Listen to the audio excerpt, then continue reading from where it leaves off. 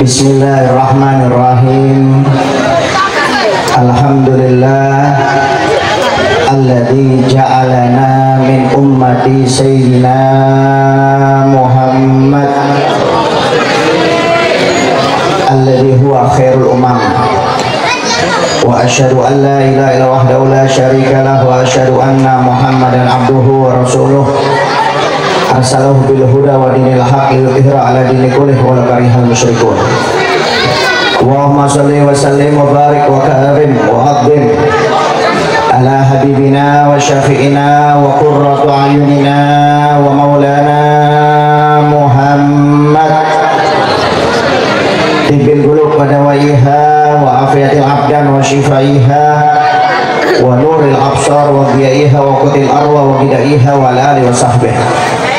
Subhanaka la ilma lana illa ma 'allamtana innaka antal alimul hakim. Rabbi shrah li sadri wa yassir li amri wahlul 'uqdatam min lisani yafqahu qawli. Amma ba'd. Al mukarramun wal muhtaramun, para habaib min duriyah Nabi Muhammad sallallahu alaihi wasallam, para alim ulama, para asatid wal ustadzat, pewaris ilmu Nabi Muhammad sallallahu alaihi wasallam, wabil khusus sahibul bait sahibul hajah Al Habib Qasim bin Al-Kil Al-Kaf atau umrah wa hafidah wa min balwa. Mudah-mudahan sahibul bait sahibul hajah Al Habib Qasim bin Al-Kil Al-Kaf sekeluarga dipanjangkan umur oleh Allah Subhanahu wa taala. Mudah-mudahan dimudahkan segala hajatnya oleh Allah Subhanahu wa taala. Mudah-mudahan urusannya dan rezekinya selalu diberi keberkahan oleh Allah Subhanahu wa taala, dan mudah-mudahan dicatat sebagai pecinta datuknya Nabi Muhammad sallallahu alaihi wasallam. Amin ya rabbal alamin. Kemudian juga yang hadir pada malam hari ini, para tamu-tamu, ada Al Habib Zain bin Hamzah Al-Habsyi dari Condet, tamu-tamu ilegal karena KTP-nya Bengalon. Habib Ali Zainal Abidin dari Teluk Lemak Madura. Kemudian ada Habib Alwi bin Hasan juga Teluk Lemak Jember. Habib Hasan bin Soleh Al-Hamid Pasuruan. Ini semuanya yang disebut KTP-nya Bengalon. Ya, makanya saya katakan tamu ilegal ini. Yang asli cuma Habib Sadir bin Yahya. Ini KTP-nya masih Pekalongan. Kemudian para guru-guru yang hadir, ada Guru Abdul Hadi. Alhamdulillah tadi saya istirahat di rumah beliau. Terima kasih Guru. Kemudian ada Guru Ahmad Ghazali, Guru Muhammad Rashid, Guru Fakok Nur, Guru Usman, kemudian Haji Gufron, dan para guru yang lainnya, para tokoh agama yang lainnya, para habaib yang lainnya yang tidak bisa sebut satu persatu, tapi tidak mengurangi rasa takdim saya kepada antum semuanya. Mudah-mudahan para guru-guru kita, para habaib kita semuanya dipanjangkan umur oleh Allah Subhanahu wa taala dalam keadaan sehat. Mudah-mudahan bisa membimbing kita semuanya di jalan yang diridhoi oleh Allah dan Nabi Muhammad sallallahu alaihi wasallam. Amin ya rabbal alamin. Kemudian juga yang saya hormati PLT Camat Bengalon yang hadir. Kemudian ada Bapak Kepala Kampung Sepaso Induk yang hadir. Kemudian ada juga Bapak Kepala Kampung Sepaso Timur yang hadir, dan para tokoh masyarakat semuanya yang hadir. Wabil khusus untuk bapak-bapak, ibu-ibu semuanya yang membantu menyukseskan acara ini, baik membantu dengan dana, tenaga, pikiran maupun doa. Mudah-mudahan rezekinya bapak-bapak, ibu-ibu semuanya dilancarkan oleh Allah Subhanahu wa taala.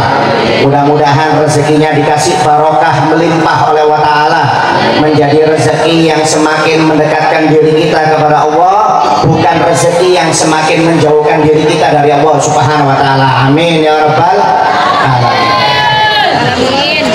Bapak-bapak, ibu-ibu ini yang menyukseskan acara maulid, ya, insya Allah rezekinya dikasih barokah. Pak Bu, rezeki itu aslinya itu tidak dibawa dibawa mati. Harta itu tidak bisa dibawa mati. Anda yang punya mobil, punya tanah, punya rumah kontrakan banyak, punya sawit, mungkin punya emas, punya mobil, kalau meninggal nanti cuma 3 helai kain kafan yang dibawa. Itu namanya harta tidak bisa dibawa mati. Ketika harta kita nggak bisa dibawa mati, jangan dibanggakan Pak Bu, Anda salah. Anda cuma bangga-banggakan emas saya banyak, rumah kontrakan saya banyak, mobil saya banyak, nggak usah dibanggakan. Kenapa? Kalau Anda meninggal, kita meninggal, yang masuk ke kubur cuma 3 helai kain kafan. Tidak bisa dibanggakan. Bahkan maaf, orang kalau meninggal nanti ruginya 2 kali Pak. Anda yang banyak harta nanti kalau meninggal itu ruginya 2 kali. Yang pertama yang dihisap Anda. Saya punya rumah, punya mobil, punya rekening. Kalau saya meninggal yang dihisap saya, bukan istri saya, bukan anak-anak saya, tapi saya yang dihisap. Yang pertama saya yang dihisap, yang kedua harta saya jadi waris. Yang nikmati istri, yang nikmati anak. Makanya orang kalau mati itu ruginya 2 kali. Makanya kata para ulama, nggak pantas kalau ada orang membanggakan hartanya. Kenapa? Karena dia akan mengalami kerugian yang banyak. Tapi Anda bisa bangga kalau harta Anda bisa dibawa mati. Bagaimana harta yang dibawa mati? Harta yang Anda keluarkan untuk sumbangan maulid. Ini dibawa mati nih Pak, sebagai penolong kita nanti dikubur. Harta yang Anda keluarkan untuk bantuan Isra Mi'raj, untuk majelis, untuk masjid, untuk fuqara, al-masakin, anak yatim, itu harta yang dibawa mati. Akan menemani Anda dikubur, menemani Anda di mizan, akan menemani Anda di jembatan Sirat sampai masuk ke dalam surganya Allah Subhanahu wa Ta'ala. Di Jakarta itu Pak Bu ada haji, ya, mungkin temannya Habib Zain. Kalau di sini nggak ada kelihatannya. Kalau ada saya silaturahmi tiap hari.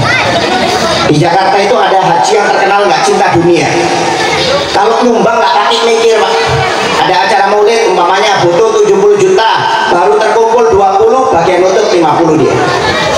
Nanti ada pembangunan masjid, butuh dana umpamanya 2 miliar, baru terkumpul 700, dia bagian nutup, nanti 1,3 dia yang nutup.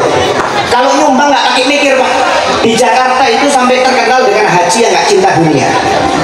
Kata orang-orang, haji kamu ini kok nggak cinta dunia? Kata hajinya, siapa nggak cinta dunia? Saya ini cinta dunia. Saya ini cinta harta.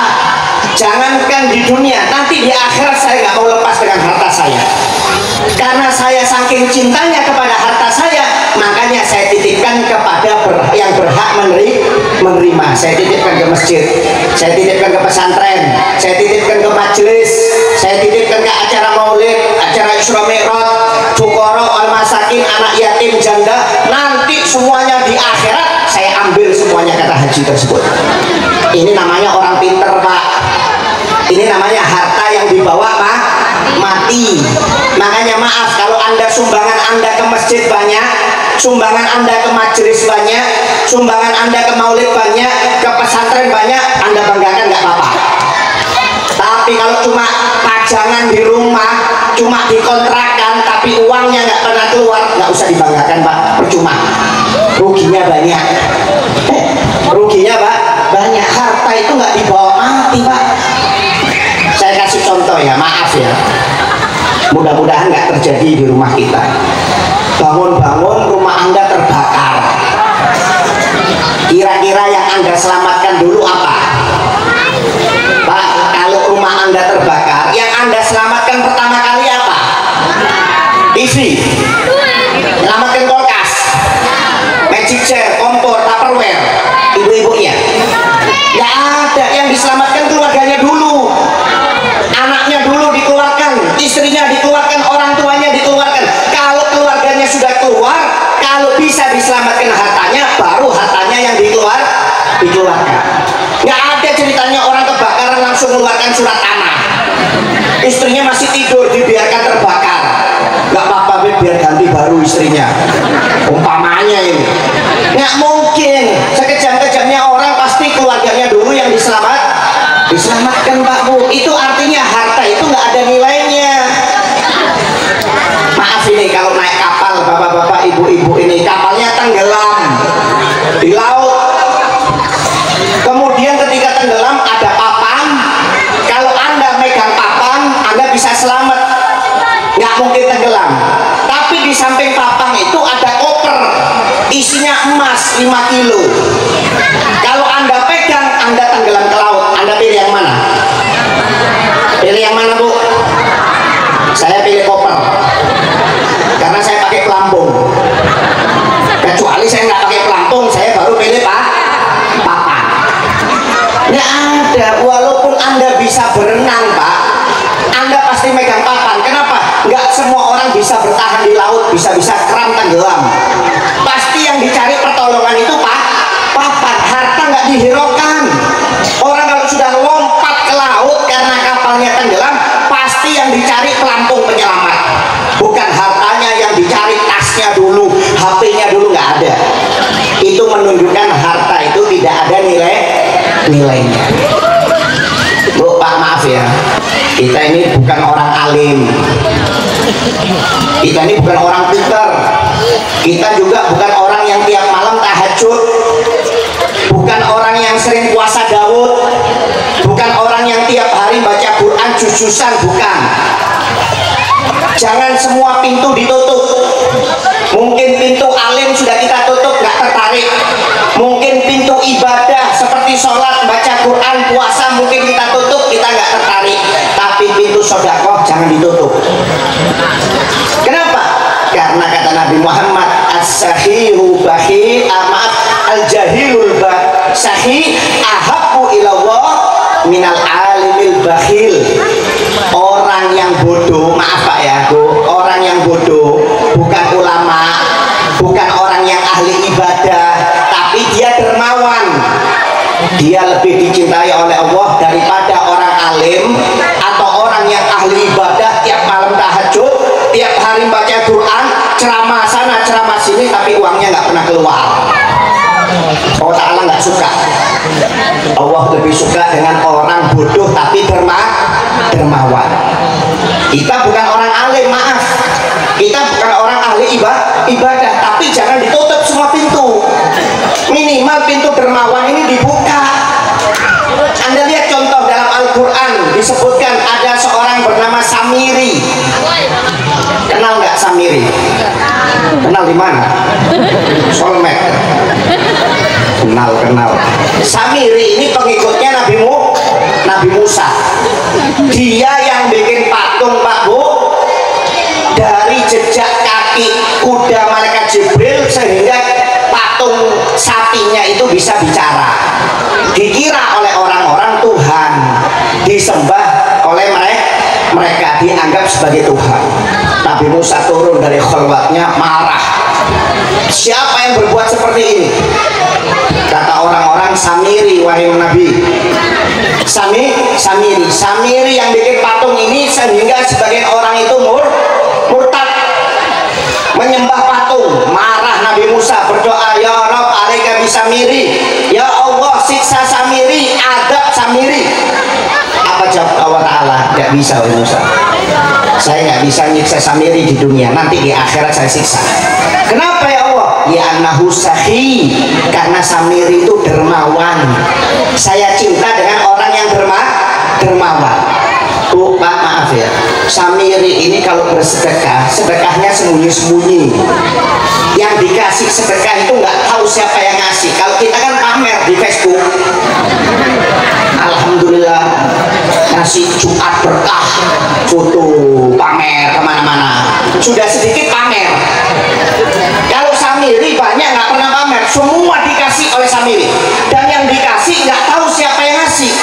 Itu hebatnya Samiri, makanya dicintai oleh Allah Ta'ala. Semua anak yatim, fukara, wal masakin, janda-janda semuanya disuplai sama Samiri. Kalau kita bapak-bapaknya kan survei janda, dilihat dulu jandanya umur 20, umur 30, anak satu, wah tiap bulan 2 juta, tiap bulan 2 juta. Tapi kalau jandanya umur 60, 70 kain kafan tiap bulan dikirim. Kalau sendiri nggak beda-bedakan Pak Bu, nggak tua nggak muda semuanya dikasih. Itu hebatnya Samiri, subhanallah. Artinya apa? Nggak apa-apa kita bukan orang alim, nggak apa-apa mungkin kita jarang tahajud, tapi pintu dermawan jangan ditutup. Ya, mudah-mudahan semuanya yang membantu menyukseskan acara ini, mudah-mudahan rezekinya dikasih barokah oleh Allah Ta'ala, mudah-mudahan dilancarkan oleh Allah Subhanahu wa Ta'ala. Amin ya rabbal alamin. Kalau mau kita bahas masalah sedekah panjang Pak, nggak cukup 1 jam, nggak cukup, karena barokah dari sodako itu luar biasa. Alhamdulillah malam ini kita hadir di tempat ini dalam acara peringatan Maulid Nabi Muhammad SAW, sekaligus hall dari Sayyid Abdullah Yusuf bin Al-Habib Qasim Al-Kaf yang ke-6. Mudah-mudahan hadirnya kita ini mendatangkan keberkahan dari Allah Subhanahu wa Ta'ala, mudah-mudahan mendatangkan ridhonya Allah Ta'ala, mendatangkan rahmatnya Allah Subhanahu wa Ta'ala. Amin ya rabbal alamin. Memperingati maulid seperti ini Pak Bu, ini adalah salah satu cara kita memuliakan Nabi Muhammad SAW. Karena memuliakan dan mengagungkan Nabi itu perintah Allah Pak Bu. Allah Ta'ala berfirman di dalam Al-Quran, inna arsalnaka syahidan wa mubasyiran wa nadhira litu'minu billahi wa rasulih wa tu'azziru wa tuwaqqiru. Wahai Muhammad, aku tidak mengutus kamu wahai Muhammad kecuali kamu menjadi saksi, kemudian sebagai pemberi kabar gembira kepada orang-orang yang beriman, dan sebagai pemberi peringatan kepada orang-orang yang tidak beriman. Aku mengutus kamu wahai Muhammad supaya mereka itu beriman kepada aku dan beriman kepada kamu, dan aku mengutus kamu wahai Muhammad supaya manusia itu memuliakanmu dan mengagungkanmu. Oh Pak, maaf ya, mengagungkan dan memuliakan Nabi ini perintah Allah. Nabi itu sebenarnya nggak perlu dimuliakan, sudah mulia Pak. Nabi itu nggak perlu diagungkan, Nabi itu sudah agung. Makanya Syekh Muhammad Al-Bushiri Sohibul Burda yang kita sering baca sholawatnya Burda itu, ya Rabbi bil Mustafa bali maqasidana, itu beliau mengatakan saya mengarang sholawat Burda ini bukan untuk memuliakan Nabi, kata beliau. Saya mengarang sholawat Burda ini bukan untuk mengagungkan Nabi, karena Nabi sudah mulia, Nabi itu sudah agung, kata beliau. Saya mengarang ini fungsinya untuk memuliakan saya, mengagungkan saya berkat Nabi Muhammad SAW. Allahumma sholli ala Muhammad.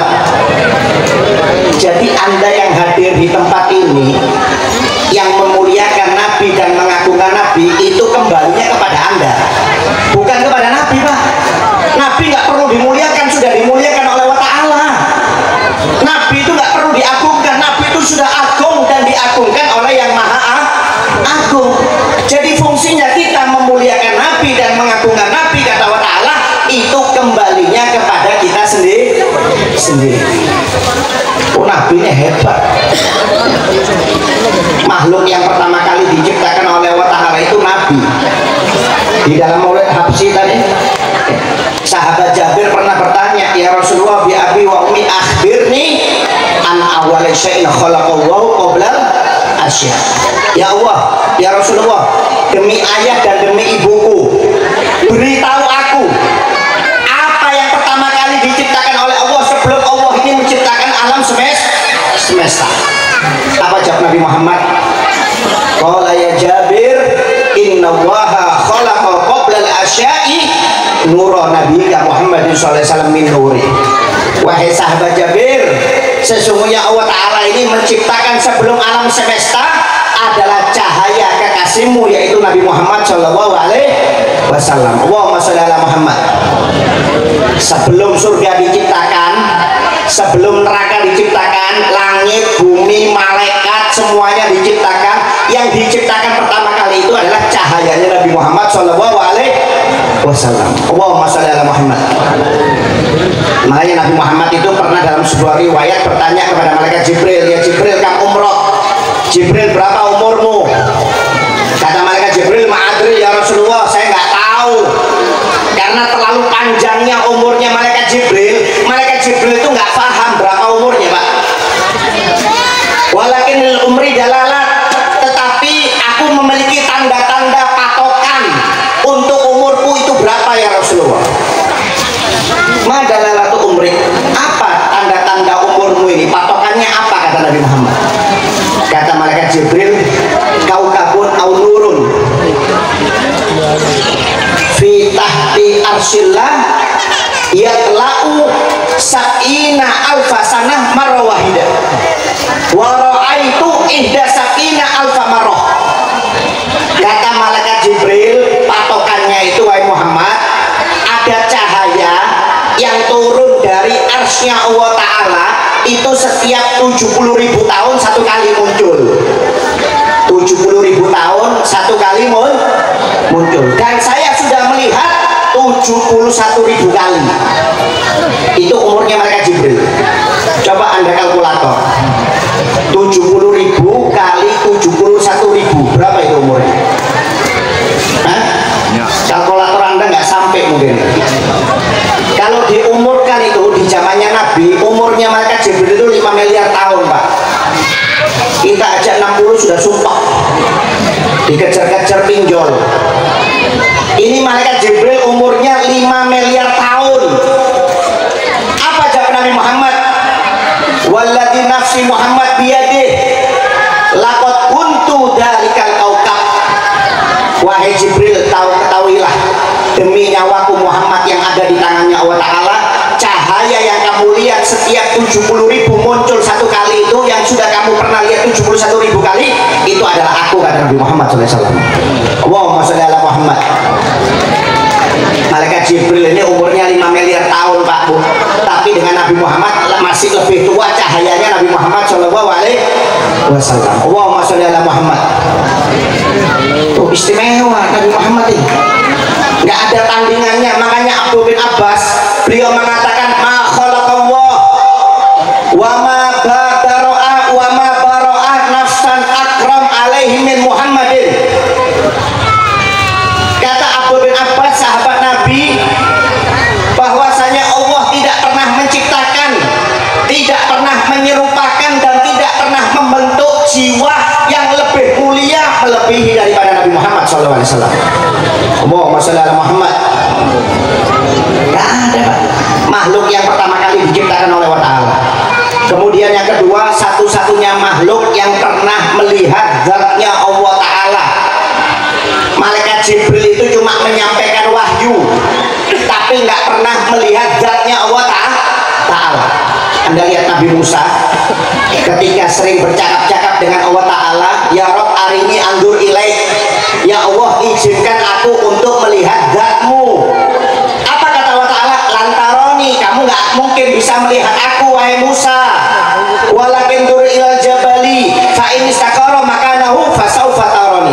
Tapi aku akan sedikit menurunkan cahayaku, zatku di atas gunung. Kalau gunung yang kokoh itu bisa menahan cahayaku, kamu bisa melihat aku. Gak taunya ketika diturunkan sedikit zatnya Allah Ta'ala, gunung itu meledak. Nabi Musa pingsan. Nabi Musa nggak bisa melihat zatnya Allah Ta'ala, padahal cuma sedikit kecil. Dalam riwayat itu seperti atom. Nabi Musa sudah nggak bisa. Malaikat Jibril ketika menemani Nabi Muhammad Isra Mi'raj sampai di Sidratul Muntaha berpisah. Kata Nabi Muhammad, wahai Jibril, temani aku untuk bertemu dengan Allah Ta'ala. Kata malaikat Jibril, inamina magomu maklum, setiap dari kita ini kedudukannya sudah ditentukan oleh Allah Ta'ala. Wahai Muhammad, kalau saya melangkah satu langkah, saya terbakar dengan cahayanya Allah Subhanahu wa Ta'ala. Nggak taunya yang bertemu dengan Allah Ta'ala cuma Nabi tanpa hijab, tanpa satir. Malaikat Jibril cuma menyampaikan, tapi nggak pernah melihat zatnya Allah Ta'ala. Bahkan Nabi Musa ketika di Bukit Tursinah suruh copot sandalnya, ikhla na'laik, copot sandalmu hai Musa, kamu di tempat yang suci. Tapi Nabi Muhammad ketika bertemu dengan Allah Ta'ala, sandalnya nggak dilepas, Pak. Allahumma sholli ala Muhammad. Makanya nggak ada makhluk yang lebih mulia dari Nabi Muhammad itu nggak ada. Untung kita ini menjadi umatnya Nabi Muhammad Shallallahu Alaihi Wasallam. Manamdah ilan Nabi, kata Habib Ali Ahlabsi Soebul Maulid, kami tidak pernah memuji kecuali Nabi Muhammad. Bukan zuna wal khabiyah, di seluruh keindahan Nabi Muhammad yang paling indah.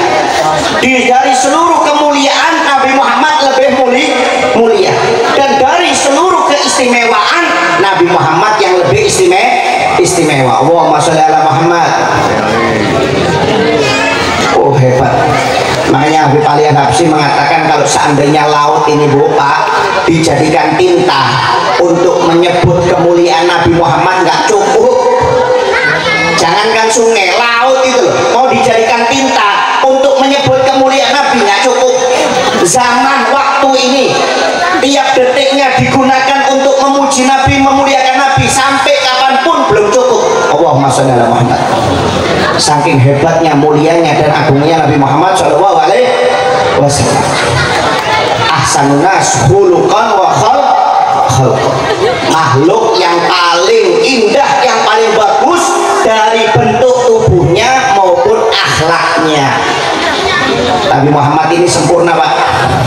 Makanya Hasan bin Sabit, seorang sahabat Nabi, beliau mengatakan di dalam syairnya ketika memuji Nabi Muhammad, wa ajmalun minka lam taraqatu aini wa akmalun minka lam talidin nisa'u khuliqta mubarra'an min kulli aibin ka'annaka khuliqta kama tasya'u. Yang lebih indah daripada kamu Muhammad tidak pernah dilihat oleh kedua mata itu. Yang lebih sempurna daripada kamu Muhammad tidak pernah dilahirkan perempuan manapun. Kamu diciptakan bersih dari segala aib dan kekurangan, seakan-akan kamu ini diciptakan menurut kehendakmu sendiri, kata beliau. Allahumma sholli ala Muhammad. Pak Bu, maaf ya, kalau ada mata yang paling indah dari seluruh makhluk, matanya Nabi Muhammad SAW yang paling indah. Kalau ada bibir yang paling indah dari seluruh makhluk, bibirnya Nabi Muhammad yang paling indah. Kalau ada alis yang paling indah dari seluruh makhluk, alisnya Nabi Muhammad yang paling indah. Allahumma sholli ala Muhammad. Bahkan kulitnya Nabi, kata para sahabat, lebih lembut daripada sutra. Ini habis dapat kotakan langsung lari semuanya. Kelompok pembungkus. Ayo cepat. Yang ditunggu intinya kotakannya memang.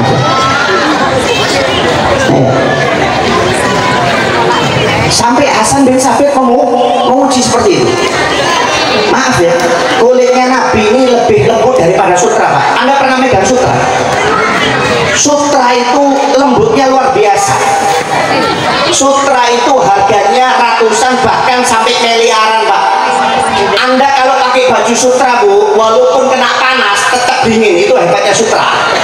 Makanya sutra itu mahal. Baju kebesarannya para raja zaman dulu. Nabi Muhammad tapi mengharamkan sutra. Baju kebesaran para raja harganya mahal Pak, miliaran. Walaupun panas Anda pakai bisa dingin, subhanallah. Saya kemarin istri saya belikan spring bed cover, tapi bukan sutra asli, semi sutra, harganya 7 juta. Itu kalau dipakai tidur Pak, dingin. Saya sampai bingung, ini dari apa bahannya ini. Anak saya nyoba itu langsung senang, minta tidur di sana, minta dibelikan untuk di kamarnya. Kata saya nggak pakai, masih anak-anak, pakai spray Doraemon aja, Upin Ipin nggak apa-apa. Jangan pakai spray ini khusus orang besar spraynya. Dingin, padahal itu semi sutra palsu. Bayangkan kalau sutranya. Kulitnya Nabi itu lebih lembut daripada sutra. Allahumma sholli ala Muhammad. Bisa Anda bayangkan? Tampannya luar biasa. Kita kan kalau sering dengar Nabi paling tampan Nabi Yusuf. Padahal Nabi Yusuf itu cuma dapat 1/4 Pak. Kata Nabi Muhammad itu Bu, ketampanan itu Pak ada 1, dibagi menjadi 2, setengahnya diambil Nabi, sisa setengah, yang setengah dibagi lagi menjadi 2, 1/4-nya diambil Nabi Yusuf. Sisa seperempatnya itu dibagi triliunan makhluk, mulai bidadari surga, malaikat, hewan, binatang, semua manusia itu kebagian seperempat. Yang setengahnya diambil Nabi Muhammad, yang seperempatnya diambil Nabi Yusuf, seperempatnya dibagi triliunan makhluk, termasuk bidadari surga. Ini pernah lihat bidadari surga enggak? Nah, sahabat itu Bu pernah ditampakkan oleh Allah Ta'ala bidadari surga, langsung minta mati semuanya. Saya yakin ini bapak-bapak yang di depan ini kalau dimimpikan bidadari surga lebih baik mati daripada menghadapi yang di rumah. Saya yakin pasti minta, betul apa enggak? Oh subhanallah. Takbir. Habis ini dilempar panci sampai di rumah. Tunggu aja, saya nggak ikut-ikutan. Bidadari surga itu cantik Pak, tidak bisa dihayalkan, tidak pernah dilihat oleh mata apapun. Maaf ya, Anda lihat orang Turki cantik, lihat orang Turki tampan, lihat orang Eropa luar biasa. Saya ke Turki, lihat pelayannya itu kayak bintang film semuanya Pak. Kata saya ini kalau dipindah di Indonesia jadi bintang film semuanya ini. Tapi di Turki jadi pelayan,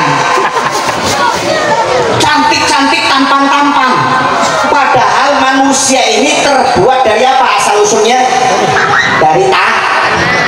Kita ini kan dari tanah Bu. Tanah itu tidak ada nilainya, tanah itu nggak berharga Pak. Anda ini yang hadir, nanti kalau pulangan mau dapat kotakan nasi apa tanah 1 ember? Saya mau tanya, mau dapat kotakan nasi apa tanah 1 ember? Hah? Nasi, buat apa tanah? Gak ada nilainya, tanah itu tidak ada nilainya. Itu sudah menunjukkan tanah itu tidak berharga zatnya ya, bukan tanah 2 hektar loh ya. Maksudnya tanahnya ini nggak ada nilai. Kita ini diciptakan oleh Allah Ta'ala dari tanah yang tidak bernilai, tapi subhanallah ada yang cantik, ada yang tampan. Padahal dari sesuatu yang tidak bernilai. Cuma hati-hati Pak, Anda kalau kumpul dengan orang yang tiap hari bertengkar, hati-hati. Ini diciptakan dari tanah sengketa ini. Anda harus hati-hati ya, ini diciptakan dari tanah sengketa. Karena pekerjaannya tiap hari bertengkar. Kalau tanahnya nggak sengketa, nggak mungkin tiap hari ngamuk. Jadi kalau lihat istri Anda di rumah tiap hari marah-marah, ibu-ibunya juga kalau lihat suaminya marah-marah tiap hari, oh tanah sengketa ini Pak. Diciptakan dari tanah sengketa. Kita aja dari tanah, ada yang cantik, ada yang tampan.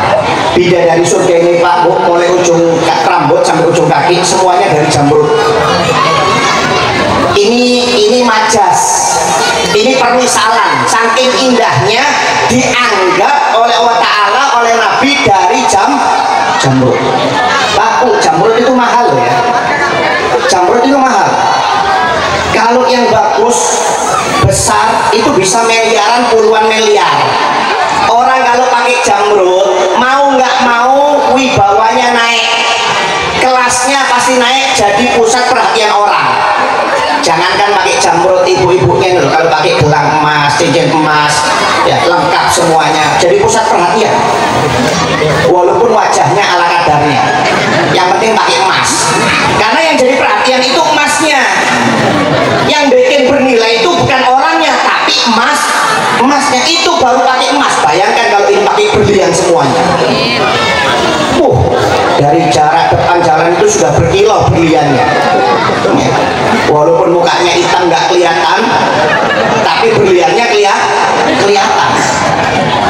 Yang bikin nilai orang itu naik Pak Bu, itu perhiasannya, bikin wibawanya naik, jadi pusat perhatian orang.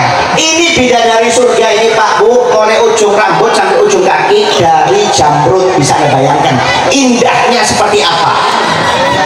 Kata Nabi Muhammad, seluruh orang ini yang suka menghayal dikumpulkan jadi satu hayalannya untuk menghayalkan tentang kehebatan surga atau bidadari surga, nggak bisa.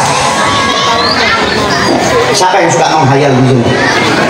Punya uang 2 triliun, oh banyak katanya. Punya uang 2 triliun, istri 4, ya, dari Eropa 1, Afrika 1 umpamanya.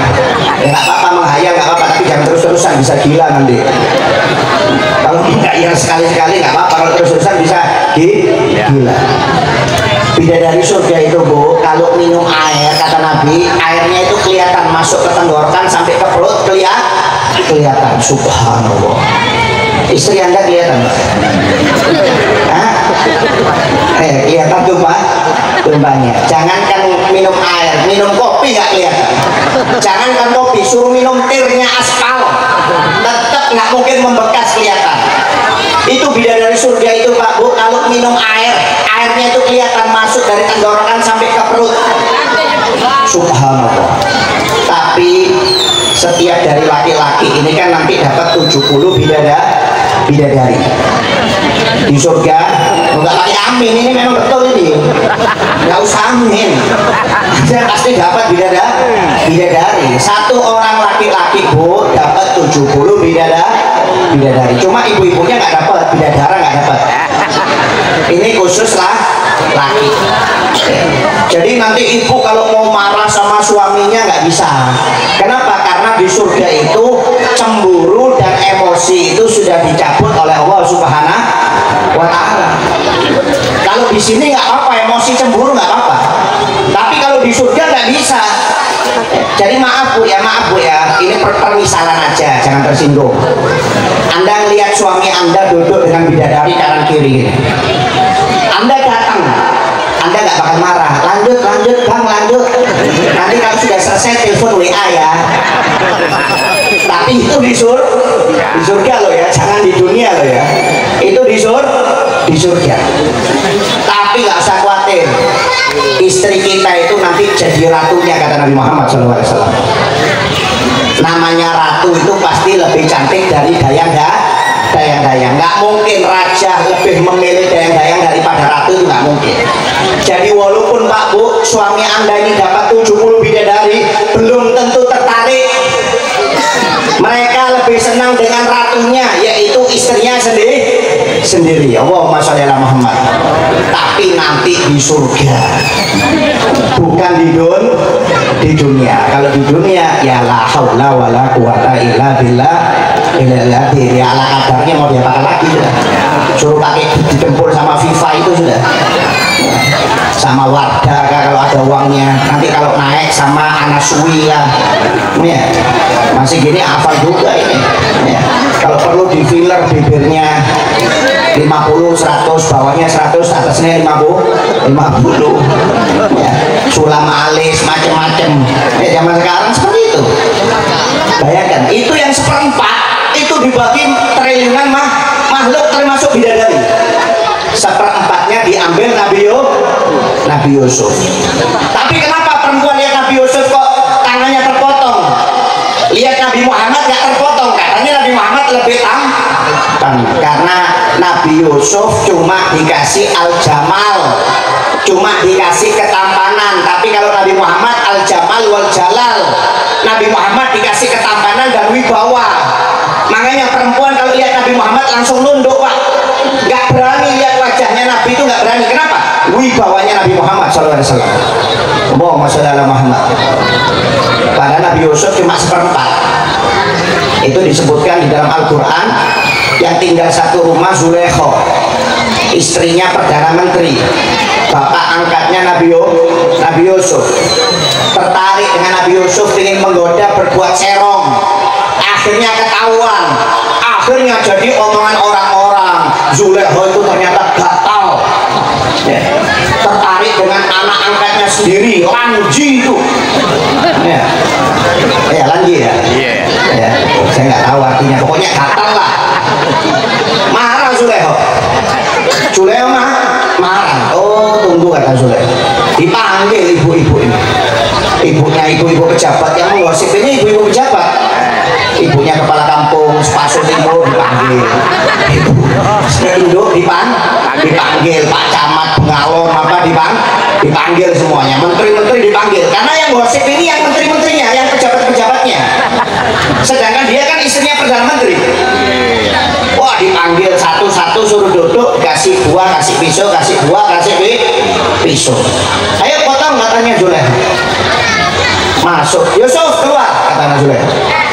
Subhanallah, ketika keluar itu Nabi Yusuf disebutkan di dalam Al-Quran, ini bukan manusia, ini malaikat karim, malakul karim, ini malaikat yang mulia. Semua perempuan itu kaget melihat Nabi Yusuf, semuanya mengatakan ini bukan manusia, ini malaikat. Sampai karena senangnya lihat Nabi Yusuf, tangan mereka terpotong, nggak sadar Pak. Sampai Nabi Yusuf baru masuk, mereka baru sadar, semua perempuan itu tangannya terpotong. Katanya Zulekha, kamu melihat satu kali aja sudah terpotong, apalagi aku yang tinggal satu rumah, kata Zulekha. Maksudnya Zulekha, jangan nyalakan saya, memang betul. Siapa yang nggak tahan lihat orang tampan Pak Bu? Yang nenek-nenek aja bisa tertarik, apalagi yang masih muda seperti Zulekha.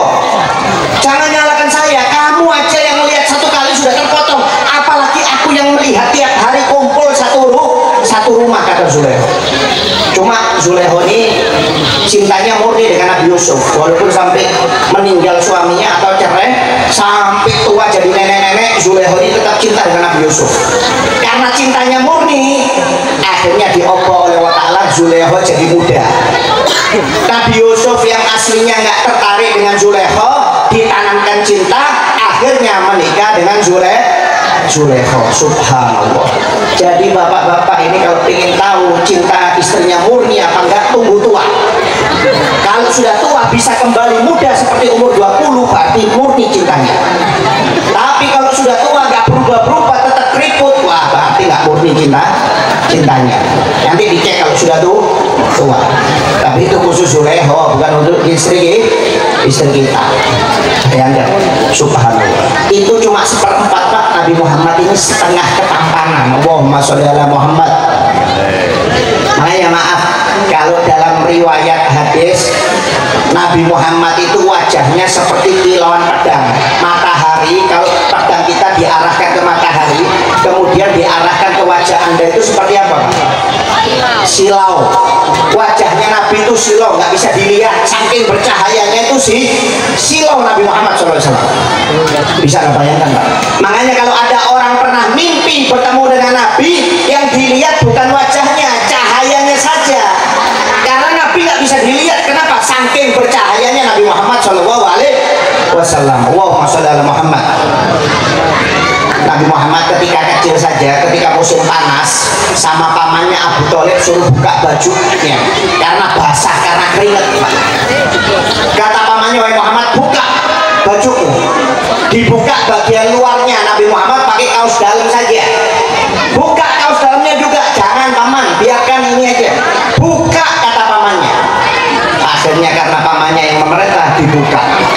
Ketika dibuka, dadanya Nabi Muhammad itu mengeluarkan cahaya, langsung Abu Thalib itu pingsan Pak. Allahumma sholli ala Muhammad. Abu Thalib itu nggak pernah melihat dadanya Nabi, tapi ketika dibuka, dadanya itu memancarkan cahaya yang begitu hebat, akhirnya Abu Thalib langsung pingsan. Subhanallah. Allahumma sholli ala Muhammad. Seperti ibu-ibu ini, pas suaminya buka baju langsung pingsan. Kenapa? Di dadanya ada panunya, ada uratnya, segala macam penyakit dada, ada katalan. Mau disamakan dengan Nabi.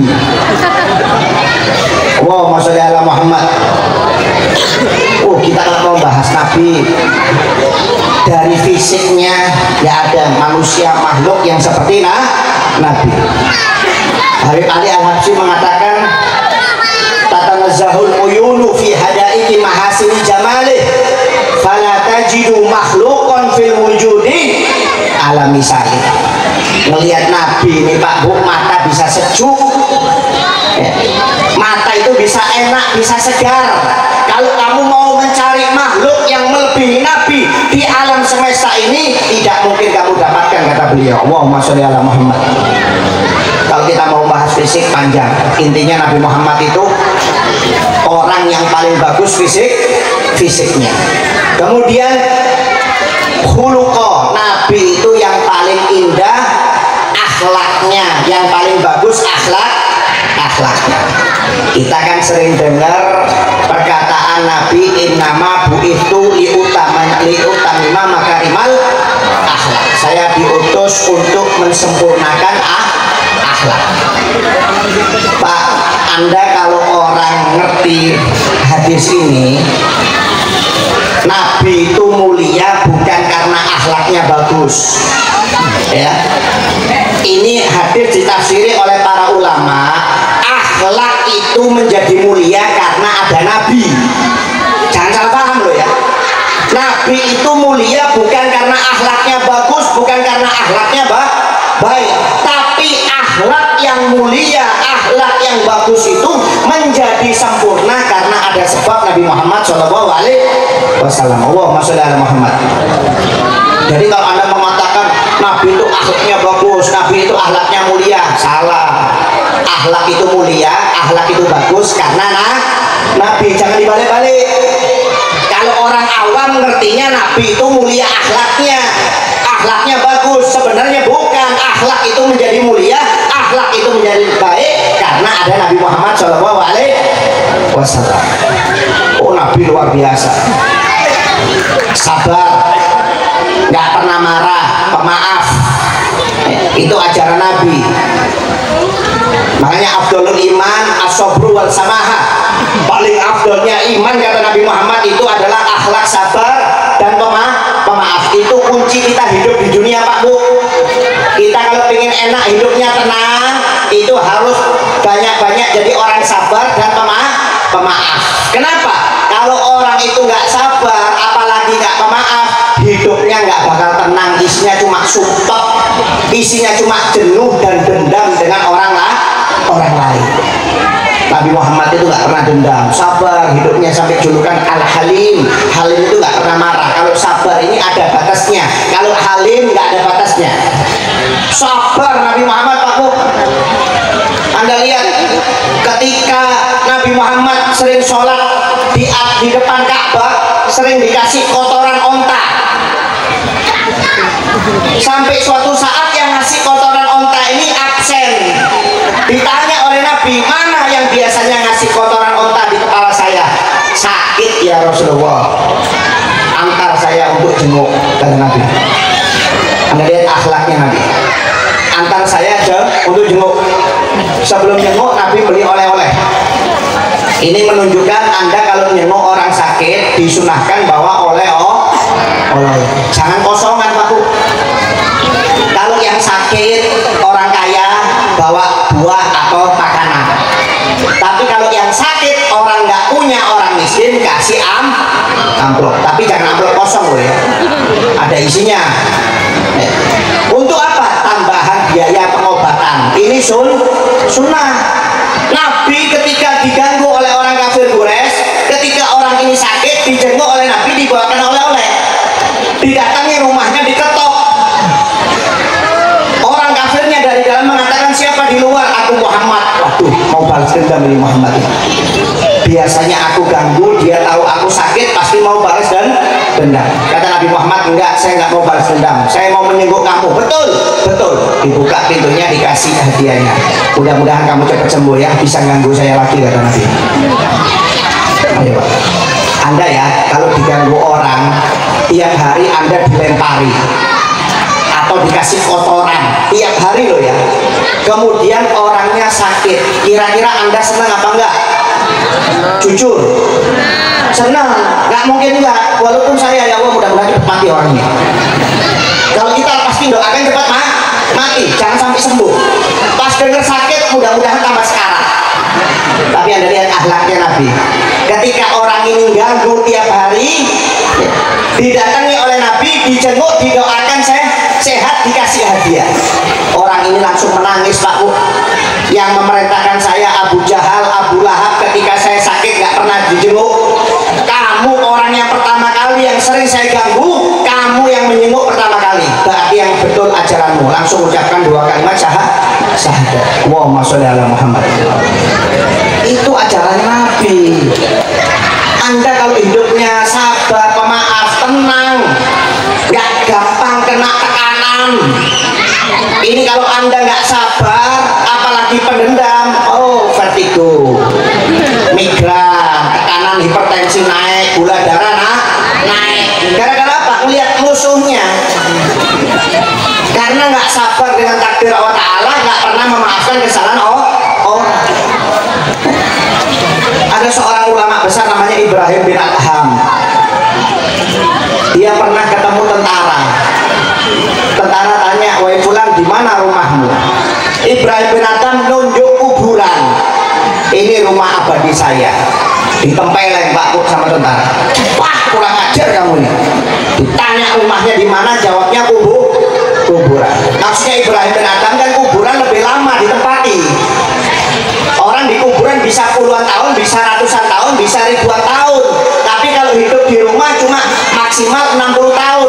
Kalau lebih itu bonus. Kadang-kadang belum 60 sudah game over.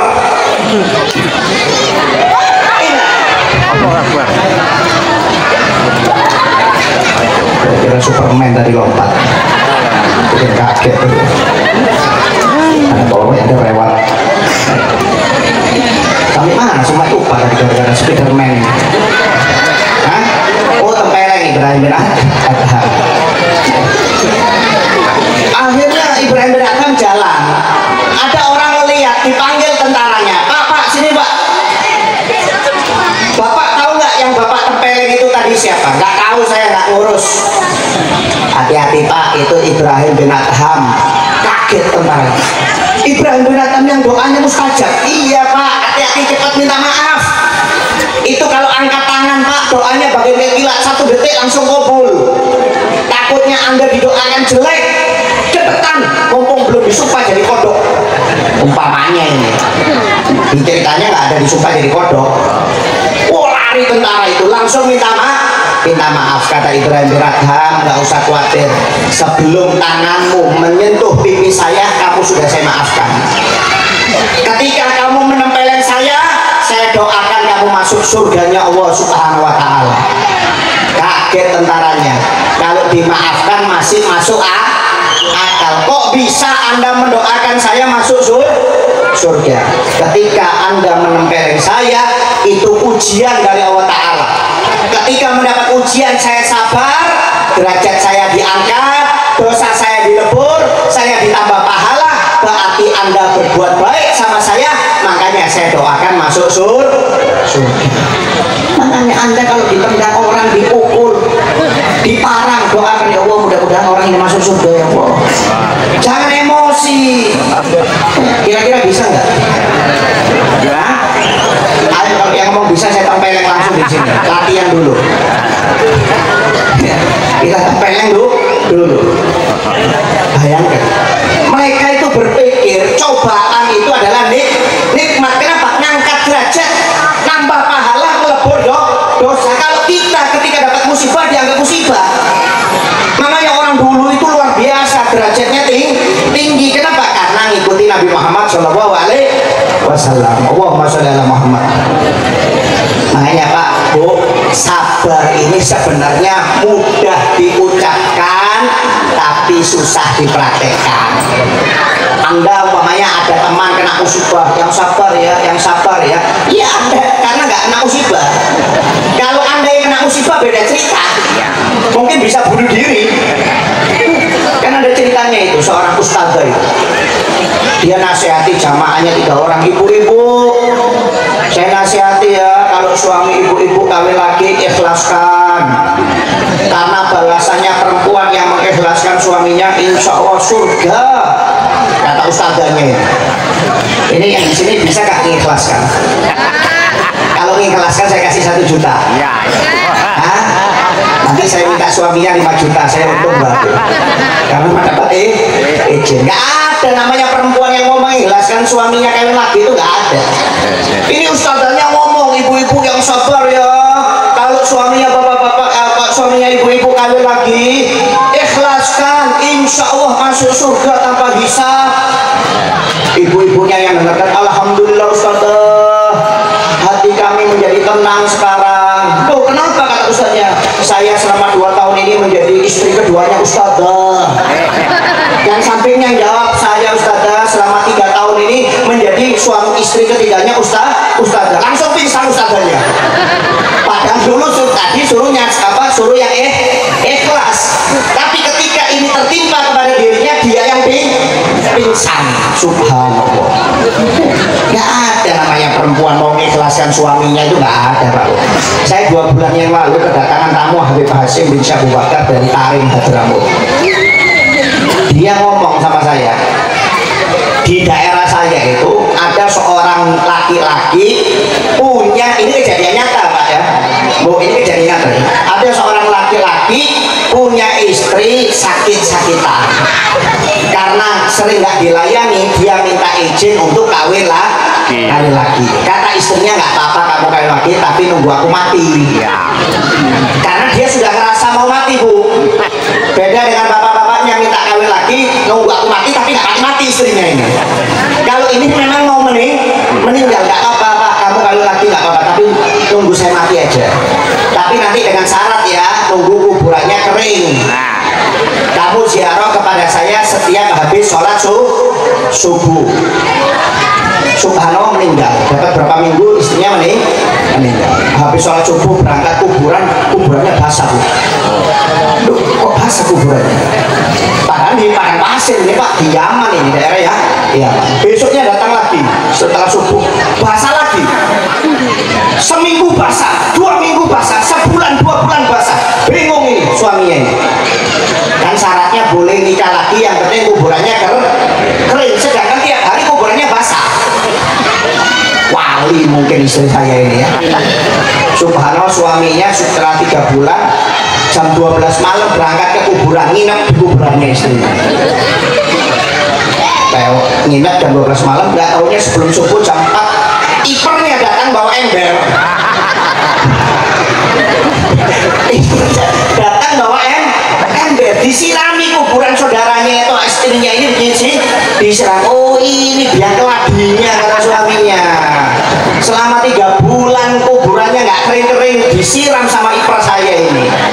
Sini kamu kata suaminya. Apa kamu ini kok tiap hari nyiram kuburan istri saya? Kata iparnya, minta maaf, ini amanat istrimu.